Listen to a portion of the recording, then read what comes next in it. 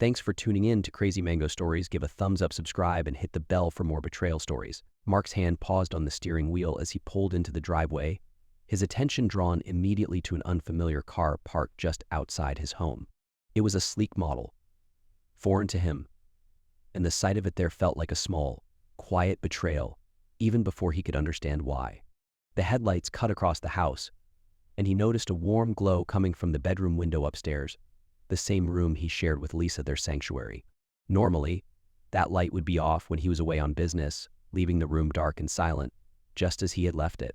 Tonight, however, it flickered with a muted brightness that stirred a suspicion he hadn't expected. Mark's exhaustion from the long journey home dissipated, replaced by a sense of alertness, a twinge of dread tightening in his chest. As he climbed out of the car, his footsteps felt heavier with each step toward the front door. He unlocked it quietly, the familiar creak of the door punctuating the quiet of the late hour. His eyes traced the shadows along the staircase, his mind racing with possibilities, each one darker and more absurd than the last. With each step up the stairs, he listened to the murmurs from the bedroom, muffled voices, soft laughter that was achingly familiar but painfully wrong. His hand tightened on the doorknob, the reality of what he might find hitting him with crushing weight. Mark stood at the bedroom door, his heart pounding as he strained to hear more. He knew he shouldn't. He could simply walk away, leave the discovery unconfirmed, allow himself the luxury of doubt. But there was a kind of dark magnetism in the sound of her laughter, a gentle, mocking hum that felt worlds away from the love he'd once thought they shared.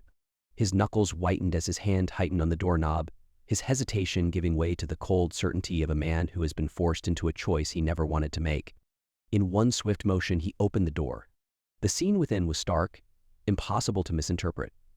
Lisa lay wrapped in another man's arms, her body resting on the familiar sheets they had picked out together in some distant moment of their marriage. And in that instant, it wasn't just their intimacy he was seeing, it was the shattering of the life he had built, the quiet moments they had shared, the invisible bonds he had believed could not break. The other man looked up with a start, his face a mixture of surprise and annoyance, his gaze locking onto Mark with a defiance that was almost dismissive. "Mark," Lisa whispered, her voice carrying no hint of apology, no trace of shame.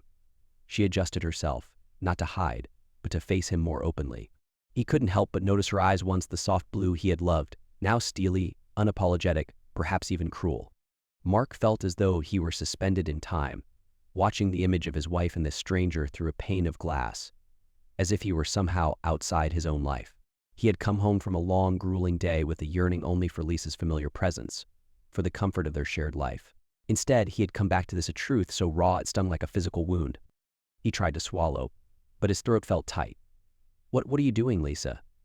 The words came out barely more than a murmur, a quiet plea for her to say something, anything that might explain this moment away. But instead of stammering, instead of scrambling for an excuse, Lisa merely looked at him with that new, hardened gaze. She reached for a loose strand of hair, tucking it behind her ear as she spoke. "What am I doing, Mark?" she repeated, her tone inflected with a faint irony. "I'm living, maybe for the first time in years." Her lover shifted, leaning back against the headboard with a smirk that sparked a fresh wave of bitterness in Mark. He clenched his fists, fighting the urge to lash out. But he steadied himself, forcing himself to remain calm, to find his voice amidst the tempest of his anger. "Years, Lisa? So this is what you wanted all along?" He could feel the anger rising, but he kept his tone low, cold. Lisa shrugged, as if it were all so simple. "Maybe it is. Or maybe it's just something you were never able to give me. Isn't that why you're always working so late, running off to one business trip after another?" Mark's jaw tightened. He had worked hard to build a life, to give them a future. And now she was turning it all against him, twisting his dedication into neglect, her betrayals into justifications. He shifted his gaze from Lisa to the man beside her, who sat with an insolent confidence, as if Mark's presence in his own bedroom were a mere inconvenience. "Do you have anything to say?" Mark asked, his voice shaking but controlled. The man raised an eyebrow, his smirk deepening. "Only that Lisa deserves better than some absent workaholic." The words sliced through Mark. He felt his pulse hammering, felt his hand shake, but above all, he felt a new kind of resolve, a hard, cold clarity forming within him. Mark held his breath, willing himself to keep his control. The stranger's words echoed in his mind, each syllable taunting him with a sharp, calculated cruelty. Lisa deserves better than some absent workaholic. It would be so easy to launch into a tirade, to let his anger tear loose in a violent release. But he knew that was exactly what this man wanted. No, Mark would not be goaded into rage. He would not hand over his dignity. Instead, he let the silence stretch, his gaze piercing, daring either of them to speak again. And for a moment, even the lover faltered, his defiant smirk wavering under Mark's gaze. "Better?" Mark finally replied, his voice measured and steely. He turned back to Lisa. "This is better for you, is it?" His tone cut through the silence like a blade, leaving Lisa no room to hide behind her earlier bravado. She opened her mouth to respond, but the weight of his gaze seemed to disarm her, if only for a second. "Yes," she finally said, though there was a quiver to her voice now, a hint of something even she might not understand. "It is better," she continued, as if trying to convince herself. "I don't feel empty anymore, Mark. You're always away, always somewhere else, and I've spent years waiting for you to come back." Her words clawed at him, not just for their harshness, but for the truth hidden within them. Had he failed her in some way? In his relentless pursuit of success, had he been blind to what his wife needed? He felt a flicker of regret, but it was instantly extinguished by the betrayal before him. "No," he said, shaking his head. "Don't you dare turn this on me.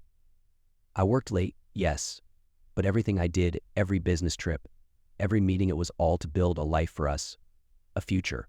His voice grew firmer, each word a condemnation. "I never betrayed you, not once." Lisa's defiance wavered, but she didn't look away. "That's easy for you to say, Mark. You had your work, your goals. But what about me? Where was I supposed to find meaning?" Her lover looked between them, clearly bored by the deeper emotions at play. He shifted restlessly, muttering under his breath, "This sounds like something you two need to work out on your own." Mark's eyes snapped to him, his voice low and scathing. "You should go. Now." The man raised his hands in mock surrender, a smirk still playing on his lips. "Fine. I'll leave you two lovebirds to it." He gathered his things, throwing Lisa one last smug look before slipping out of the room, leaving Mark and Lisa alone in the painful silence that followed. Mark turned back to her, his heart pounding, his mind a storm of emotions. "Why?" he whispered, the anger giving way to something darker, something close to despair. "After everything we've been through, why this?" Lisa met his gaze, a strange sadness in her eyes. "I don't know, Mark," she replied softly, her earlier confidence unraveling. Maybe I thought if you found out, it would finally mean something to you, that you'd finally see me, really see me." For a moment, Mark felt as though the floor had fallen out beneath him. She was right. He had seen her, but he had never really seen her, never sensed the silent ache that had grown between them like a chasm. But this wasn't the answer. He straightened, his resolve hardening. "You made your choice, Lisa. You threw away everything we built for some hollow thrill, some temporary escape. Well, I hope it was worth it." He took a step back, his face emotionless. "Because you've lost me." A chill filled the room as the finality of his words sank in. Mark's words hung in the air, a chilling finality in the statement that left Lisa visibly shaken. She sat on the bed, her defiance deflated, her face shadowed with something like regret, or maybe it was simply the shock of realizing what she had truly set into motion. He waited, wondering if she would apologize, reach out, say anything that might bridge the canyon that now stretched between them. But she only looked down, her hands twisting nervously in her lap, as if she couldn't bear to meet his gaze. Finally, Mark broke the silence, his voice low and calm, but edged with steel. "Do you have anything else to say, Lisa? Anything that would make this make sense?" She hesitated, her fingers still fidgeting. "I don't know what you want me to say, Mark."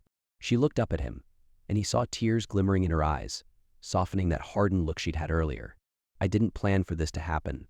I didn't wake up one day and decide to throw away our marriage." Mark laughed bitterly, his voice tight with hurt. "Didn't plan for this to happen. Lisa, you invited him into our home, into our bed. You made choices every step of the way. And now you're going to tell me you didn't plan for this." His hands clenched at his sides as he fought to contain the rage boiling up again. "Do you have any idea what you've done?" A tear slipped down her cheek, but she quickly wiped it away, seeming almost angry at herself for letting him see her cry. "I know what I did, Mark. And yes, I regret hurting you, but I don't regret finding myself. Somewhere along the way, I got lost in your shadow. This thing with Tom, maybe it was wrong, but it made me feel alive again, like I wasn't just fading." "Fading," he echoed, his voice incredulous. "You were the one who wanted this life, Lisa. We talked about our dreams, our future. I thought we were working toward that together. But it became your future, Mark," she shot back, her voice gaining a bitter edge. "Your work, your ambitions. I just became a part of the background, something you came home to at the end of the day, or when you happened to have a moment to spare. Mark felt the sting of her words, a brutal honesty he hadn't anticipated. For years, he had thought that as long as he was building a stable life for them, he was doing the right thing. He had convinced himself that his long hours and sacrifices were proof of his love, that they were what Lisa had wanted too. But now he could see her resentment, how it had grown quietly in the corners of their life, unnoticed until it had poisoned everything. "So this is my fault, then?" he said, his voice cracking slightly. "You're saying that I pushed you into his arms?" "No," she replied softly, and for the first time, he could hear the remorse in her voice. "I'm saying maybe I didn't try hard enough to tell you how I felt. Maybe I wanted to believe you would just know." She let out a small, defeated sigh. "But maybe I was wrong too. Maybe I wanted too much." They fell silent again, each one struggling to process the shattered pieces of the life they had built. The anger, the betrayal, the hurt, they all bled together, creating a mess of emotions neither of them could sort through. And somewhere amid that storm of feeling, there was the smallest glimmer of understanding buried under layers of bitterness and resentment. But Mark shook his head, dismissing it. Understanding her feelings now didn't erase what she'd done. It didn't undo the betrayal, the sight of her in another man's arms, the knowledge that she had shared parts of herself with herself. He took a steadying breath, a cold resolve settling over him once more. "I don't think there's anything left to say, Lisa. I wanted answers, but all I see now is that you and we've been living in different worlds. And maybe that's my fault as much as it is yours. But it doesn't change what's happened." Lisa's expression softened, a quiet sadness taking over her features. "So what now, Mark?" His face hardened, his decision firm. "What now? Now, you pack your things. I'll be gone for a while. And when I come back, I expect you to be out." The gravity of his words seemed to hit her all at once, her eyes widening with the realization that he meant it. She opened her mouth to protest, but there was nothing left to say. No words, no apologies, no justifications could fix what she had broken. Without another look back, Mark turned and walked out of the room, leaving her in the silence of the life she had torn apart. Mark descended the stairs, each step echoing through the quiet house, like the ticking of a clock winding down to an inevitable end. He felt the weight of everything pressing on him, years of trust, memories, plans, all collapsing around him, leaving nothing but emptiness in their wake. He wanted to feel anger, wanted to rage against what Lisa had done. But now he found himself hollowed out, numb, as though all emotion had been drained from him. In the living room, he paused, taking in the surroundings that had once felt like a haven. The framed photos of vacations, anniversaries, simple moments captured in time, each one felt like a cruel reminder of what he thought they had. He reached out and brushed his fingertips across a photograph of their wedding day, the memory flashing vividly in his mind, Lisa's bright smile, the way she had looked at him with such love and promise. How had they ended up here, he wondered. How had it all turned so quietly, so irrevocably? He heard a soft rustle from upstairs and knew that Lisa was gathering her things. It was surreal to think that this was happening, that she, the woman he had once believed to be his forever, was now just a stranger passing through his life, packing her belongings and leaving. The irony didn't escape him. He'd returned home after days away, longing to feel at peace, to be with her. Instead, he would be the one to leave, to seek solace in the very absence that had sparked her resentment. The soft, shuffling steps above him paused, and he wondered if she was hesitating, maybe even regretting her choices. But he pushed that thought away. He couldn't allow himself to entertain the possibility that she would undo this, that she would somehow make this all right. Too much had been broken. And his phone vibrated in his pocket, jolting him back to the present. He glanced down at the screen, seeing a message from his colleague. "Need you in tomorrow for the client review. I hope your trip was productive." The world was still moving forward, indifferent to the collapse of his personal life.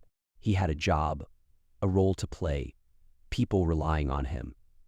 For a moment, he considered replying, considered throwing himself into work to drown out the ache gnawing at him. But the very thought repulsed him. He didn't want to bury this in another late night at the office. He wanted to feel it, let it pierce him completely so he could eventually move past it. A faint creak from the stairs interrupted his thoughts, and he turned to see Lisa descending, a suitcase in one hand, her face drawn and pale. She avoided his gaze, her expression a mixture of regret and resignation. She stood in the doorway, her eyes scanning the room as if committing it to memory, though it was clear she could barely look at him. "Mark," she started, her voice uncertain, trailing off as though she didn't know how to finish. He held up a hand, stopping her. "Don't. Just go." She nodded, the finality of his words sinking in. She opened her mouth again, maybe to apologize, maybe to explain herself one last time, but no words came out. Instead, she dropped her gaze to the floor, silent. It struck him as strange he'd never realized how final silence could be until this moment. She turned to the door, hesitating for a second before stepping out, her footsteps soft against the gravel outside. The door closed behind her with a quiet click, leaving Mark alone in the silence of the life they had built together. He let out a long breath, his gaze falling back on the familiar surroundings. It would take time, he knew, to unravel himself from this life they'd shared, to rediscover what it meant to be himself again without her by his side. But as he stood in the stillness of his home, he felt the first hint of resolve stirring within him. The ache, the hurt, the anger, they were all there, raw and pulsing, but he could sense, somewhere beneath it all, a faint glimmer of something new. Hours slipped by after Lisa left, yet Mark remained rooted to the spot in the empty living room. The house was eerily silent, as though it too were holding its breath, absorbing the impact of what had just happened. Outside, a soft drizzle began, tapping against the windows in an insistent, rhythmic patter that only heightened the loneliness settling over him. Mark finally moved, almost on instinct, crossing the room to the kitchen. He flicked on the light, the sudden brightness jarring against the dark mood that had overtaken him. He opened a cabinet, staring blankly at the neatly arranged rows of glasses, coffee mugs, and plates, remnants of a life organized, a life that had made sense. Now, even the ordinary objects around him seemed hollow, stripped of meaning. He poured himself a drink, something strong, and leaned against the counter, nursing it in silence. He had always prided himself on being strong, steady, a man who could handle whatever life threw his way. But this betrayal was different. It was personal, an unraveling of the trust that had once been the foundation of his life. Lisa's words replayed in his mind, haunting him. I just wanted to feel alive again. How long had she been feeling that way? How long had she been looking for an escape while he was busy trying to build their future? Taking a deep breath, he tried to gather his thoughts. It would be easy to blame her entirely, to paint her as the villain of this story, but that wasn't who he was. Mark had to face the truth. The cracks in their marriage had started long before this moment. He had always focused on work, pushing himself to achieve more, to be more, believing that success would bring them happiness. But in doing so, he had overlooked the quiet, essential parts of marriage, the connection, the intimacy, the shared moments that made a partnership more than just living under the same roof. He took another sip of his drink, the bitterness stinging his throat. Was that all they had become, a distant couple going through the motions? He remembered their early days together, the passion and laughter, the sense of adventure they had shared. They had been inseparable, two people who dreamed together, who had believed they could take on the world. Somewhere along the way, they had both stopped trying. He felt a surge of anger, but this time, it was directed as much at himself as at Lisa. He'd failed, in his own way, to protect their relationship from the slow erosion that had crept in, unnoticed. But as much as he could acknowledge his role in their unraveling, it didn't excuse her actions. He had been faithful. He had trusted her. And she had chosen, ultimately, to betray that trust in the most intimate, irreversible way. Mark's mind began to clear, the weight of regret replaced by a new determination. The life he had envisioned was gone, yes, but that didn't mean he was powerless. He set his glass down, the clink against the counter feeling final, decisive. It was time to rebuild, not with Lisa, but for himself. He didn't know yet what that future would look like, but he knew one thing: he would not let this define him. As he stood there in the kitchen, he realized he had a choice. He could let this brokenness consume him, or he could begin the difficult, painful journey of piecing himself back together. He took a deep breath, feeling the air fill his lungs, grounding him in the present. For the first time that night, he felt a strange calm wash over him, a hint of the resilience that had carried him through so many other challenges. In the quiet of his empty home, Mark made a promise to himself. He would rebuild his life, bit by bit, day by day. He would heal. And one day he would look back on this night not with bitterness, but as a turning point, a moment that forced him to confront who he was and who he wanted to become. The rain outside softened, the gentle rhythm soothing him as he sat in the quiet. Mark didn't have all the answers yet, but he didn't need them. For now, it was enough to know that he had survived the storm, and that a new beginning was already taking shape, even as the remnants of his old life lingered around him like ghosts. The days that followed felt surreal to Mark. He moved through his routines on autopilot, each familiar task now tinged with a sense of disconnection. The quiet of the house was both comforting and oppressive, a silence that seemed to press down on him, amplifying every small sound: the hum of the fridge, the ticking of the clock, the creak of the floorboards beneath his feet. He tried to stay busy, filling his time with work, but even that now seemed hollow, as though he were merely going through the motions without the sense of purpose that had once driven him. It wasn't long before the whispers started among his colleagues. People seemed to notice the dark circles under his eyes, the way his responses were a beat too slow, his smile missing the warmth it used to have. Mark was known for his composure, his ability to remain calm even in the most stressful situations. But now there was an edge to him, a tension just beneath the surface. Though he tried to mask it, the rawness of his emotions sometimes slipped through a curt reply here, a flash of impatience there. It didn't take much for people to realize something was wrong, but no one dared to ask. Late one evening, as Mark sat alone in his office, a knock sounded at the door. He looked up, surprised to see his closest friend and colleague, Daniel, standing in the doorway. Daniel was a straightforward man, someone who had known Mark since they started at the firm. They'd built a friendship on shared late nights, quiet drinks after hard cases, and the unspoken understanding that they had each other's backs. But now Mark could tell by the look in Daniel's eyes that this visit wasn't about work. "Mind if I sit?" Daniel asked, his tone gentle but concerned. Mark nodded, gesturing to the chair opposite him. He wasn't in the mood for a heart-to-heart, but he couldn't bring himself to turn Daniel away. There was a pause, a weight to the silence that spoke volumes. Finally, Daniel leaned forward, resting his elbows on his knees. "I'm not going to pry," he said carefully, "but I can tell something's off. If you need to talk, I'm here." For a long moment, Mark didn't respond. He stared at the desk in front of him, his mind racing. Part of him wanted to shrug it off, to offer some excuse, to push away the well-meaning concern. But another part of him, one he had been ignoring, longed to break the silence, to release even a fraction of the burden that had been weighing him down since that night. It's Lisa," he said finally, the words barely above a whisper. Daniel's expression softened, and he nodded without pressing. Mark took a shaky breath, feeling the floodgates opening despite himself. "She was unfaithful. I came home, and there was another man in our bedroom." The words tasted bitter on his tongue, as if speaking them aloud would somehow make them more real. Daniel listened quietly, his expression a mixture of sympathy and anger. "Mark, I'm sorry, man. I can't imagine how hard that must be." He paused, searching for words. "You didn't deserve that. No one does." Mark nodded, the simple validation feeling like a balm on an open wound. He hadn't allowed himself to consider his own pain in such plain terms. He'd been angry, bitter, self-reflective, questioning his role in everything that had gone wrong, but he hadn't let himself acknowledge the simple, brutal truth of what Lisa's betrayal meant for him. "It's strange," Mark continued, his voice hollow. "I keep thinking back, trying to pinpoint where it all went wrong, what I missed, what I could have done differently. But it's pointless, isn't it?" He looked up, meeting Daniel's gaze. "She made her choice, and now I have to live with it." Daniel nodded, his gaze steady. "Sometimes it's not about what we did or didn't do. Sometimes people make choices that hurt others, and there's no explanation that makes it easier to accept." He placed a hand on Mark's shoulder. "You're strong, Mark.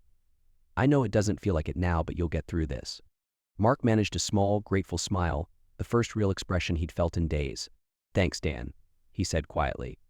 It was a simple exchange, but somehow it lifted a small piece of the weight he'd been carrying. Knowing he didn't have to go through this alone, that he had someone to lean on, made the journey ahead feel a little less daunting. That night, as Mark left the office, he felt a flicker of hope. He didn't know what the future held, didn't know how he'd rebuild, but he knew he had friends who would stand by him. And for the first time, he felt that maybe, just maybe, he wasn't entirely broken after all. In the months that followed, Mark found himself slowly piecing his life back together, one small step at a time. The pain lingered, a constant dull ache that he carried with him, but as time passed, he learned how to live with it. The initial intensity of the betrayal dulled, replaced by a quiet resilience that grew with each new day. He began to accept that healing wasn't a matter of forgetting, but of learning to carry the scars without letting them define him. At first, he'd thrown himself into work, using the familiar routine to fill the emptiness. But he quickly realized that this, too, was an avoidance, a way to delay facing the deeper wounds. So he forced himself to take breaks, to step outside the confines of his office, to confront the spaces in his life that Lisa had once filled. He spent more time with friends, went on long walks, and even picked up old hobbies he'd abandoned over the years, reading, photography, and the guitar that had gathered dust in his closet. One evening, after a long, reflective day, Mark found himself at a quiet cafe downtown. It was a small, cozy place, filled with the soft hum of conversation and the gentle clink of cups. He sipped his coffee, feeling a rare sense of calm as he watched people around him. For the first time in a long while, he felt like an observer rather than a participant in his own pain, a sign that maybe he was finally moving forward. Lost in thought, he didn't notice the woman who had walked up to his table until she spoke. "Is this seat taken?" He looked up, startled to see a familiar face, Sarah, an old friend from his college days. They'd lost touch over the years, each of them drifting into separate lives, but seeing her now brought back a rush of warm memories. She was smiling, her eyes kind, and for the first time he realized how much he'd missed simple, honest connections. "Sarah? Wow, it's been years," Mark said, smiling back as he gestured for her to sit. They spent the next hour catching up, sharing stories of their lives, their struggles, their growth. Sarah had gone through a painful divorce herself, a revelation that seemed to dissolve any awkwardness between them. She listened as Mark shared his story, nodding with an understanding that only someone who had been through similar heartbreak could offer. "You know," she said softly after he'd finished, "sometimes these things happen to show us what we really need in life. Maybe it's not about losing something, but about finding a better part of ourselves." Her words struck a chord with him, resonating with the quiet strength he had been trying to nurture. They talked until the cafe began to close, exchanging numbers and promising to meet up again soon. As they said goodbye, Mark felt a glimmer of something he hadn't allowed himself to feel in a long time: hope. The days after that meeting felt lighter, each one infused with a subtle optimism. He'd made peace with his past, or as much peace as he could. He knew he was stronger now, that he could face the world without the weight of Lisa's betrayal overshadowing him. The future was still uncertain, but he was no longer afraid of it. He was ready to embrace whatever came next. One morning, he received a message from Lisa, a brief, simple note. "I'm sorry for everything, Mark. I hope you find happiness." He stared at the screen, feeling a mix of emotions, but ultimately he realized he felt nothing. The anger, the bitterness, the resentment, it was gone, replaced by a quiet acceptance. He didn't need closure from her. He had found it within himself. Mark closed the message without replying, a sense of finality settling over him. He had his own path to follow now, a new life waiting to unfold. And as he stepped out into the crisp morning air, he felt, for the first time in what felt like ages, truly free.